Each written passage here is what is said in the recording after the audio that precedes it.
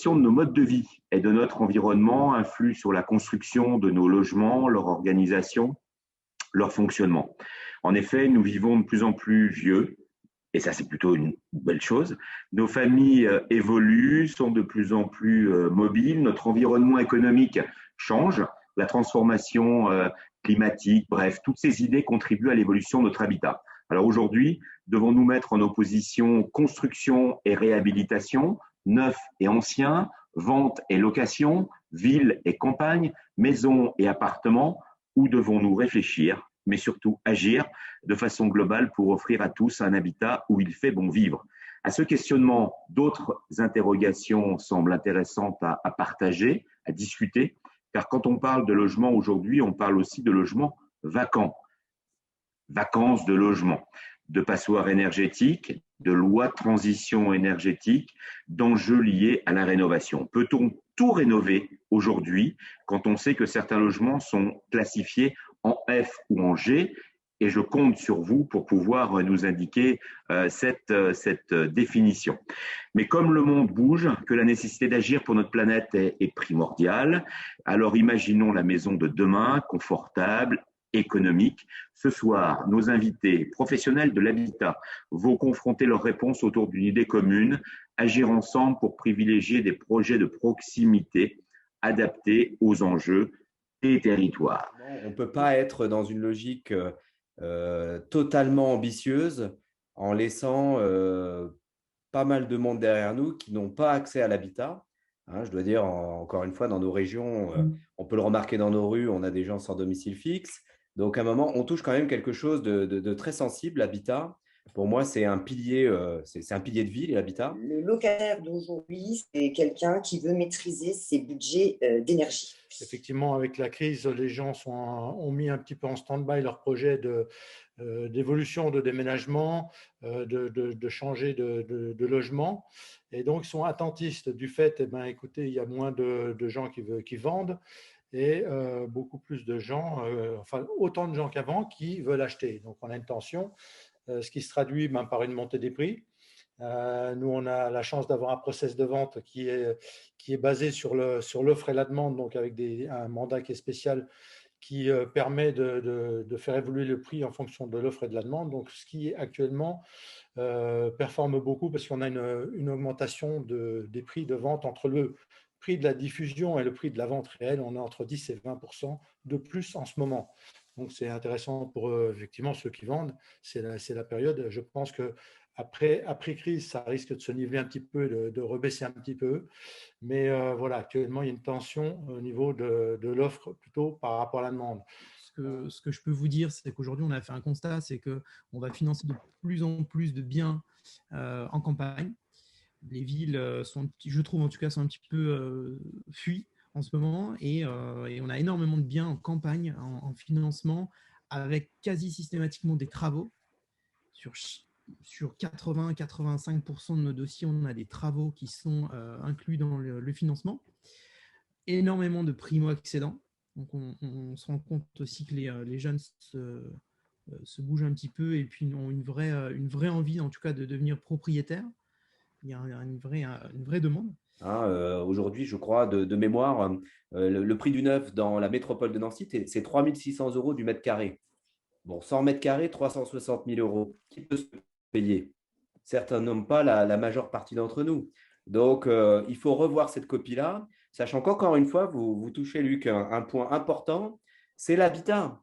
Ce n'est pas une boîte de petits pois, ce n'est pas un paquet de nouilles, c'est l'habitat, c'est fondamental. La région Grand Est compte plus de 2 millions de logements, que ces logements pèsent dans le bilan énergétique régional, tout secteur confondu, plus de 25% des consommations totales d'énergie et 11% des émissions de gaz à effet de serre. C'est-à-dire que ce secteur résidentiel est au cœur des enjeux de la transition environnementale, de la transition énergétique. Et bien entendu, GRDF, nous avons la conviction, d'une part, que, compte tenu de l'immensité de ces enjeux, l'avenir passe par la mixité énergétique, d'une part, et d'autre part, et modestement, que le réseau de gaz, de plus en plus vert aujourd'hui et demain, est un vecteur de cette transition énergétique. Et en tout cas, nous comptons prendre toute notre place dans ces enjeux. Vraiment un ralentissement de biens mis en vente. Voilà, ça c'est pour la première chose. Bien sûr, la tendance maintenant pour ce qui est des demandes, la tendance effectivement c'est vraiment de la maison, principalement énormément de la maison ou de l'appartement avec un extérieur, l'appartement avec terrasse, balcon, c'est vraiment un minimum. Donc effectivement, on n'hésite pas maintenant, vu la demande, à ressortir un peu des villes. Et actuellement, les demandes, tout se vend très bien jusqu'à 15-20 km autour de Nancy. Ce qui est certain aujourd'hui, c'est que la tendance, elle est vraiment, vraiment sur les campagnes. On n'a quasiment rien à financer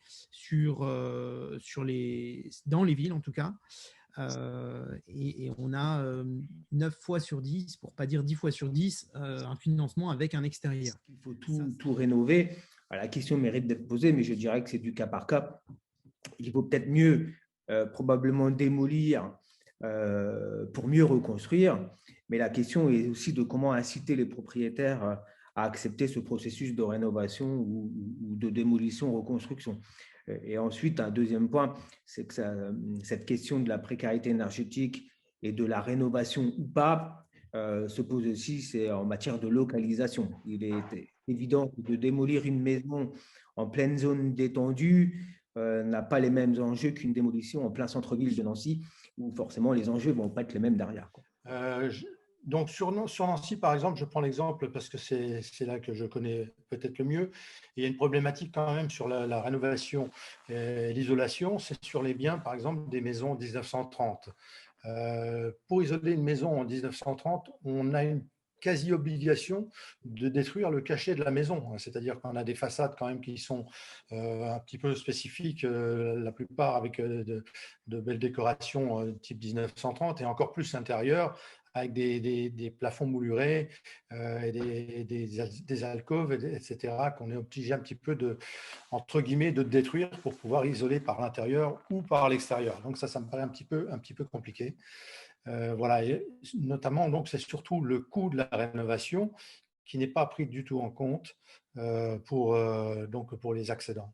C'est qu'à un moment donné, qu'on soit dans le neuf ou dans l'ancien, avec des logements qui coûtent peu, à la fois à l'achat, mais aussi à l'usage. En fait, il y a deux choses importantes dans un habitat. C'est combien ça me coûte à l'acheter et combien ça me coûte à l'utiliser, à l'user.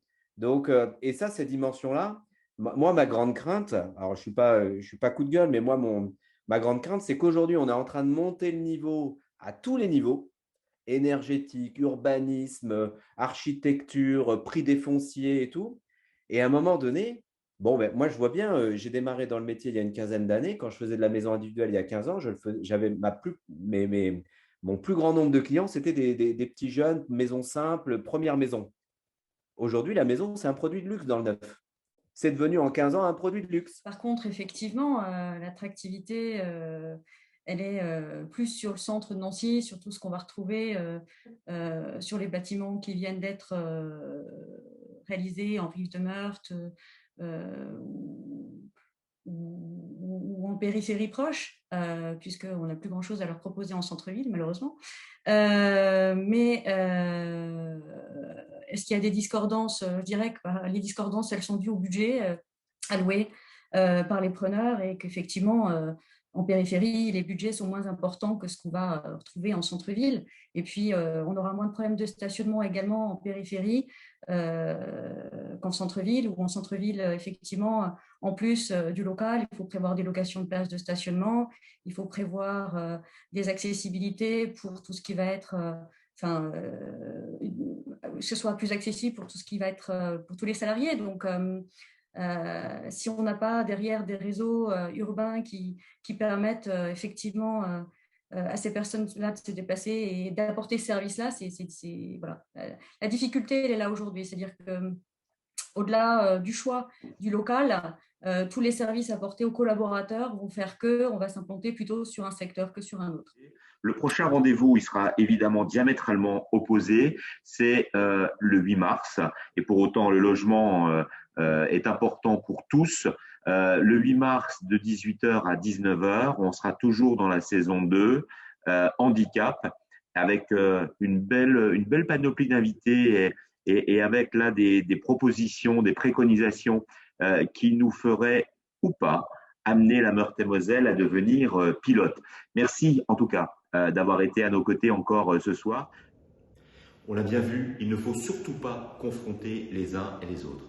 Le neuf et l'ancien, le monde rural et le monde urbain, l'habitat ancien et l'habitat arabilité, l'espace métropolitain et l'espace est meurthe-et-mosellan. L'essentiel, c'est de créer une unité meurthe-et-mosellane, une unité dans la complémentarité et la mixité sociale bien sûr, mais la mixité urbaine surtout.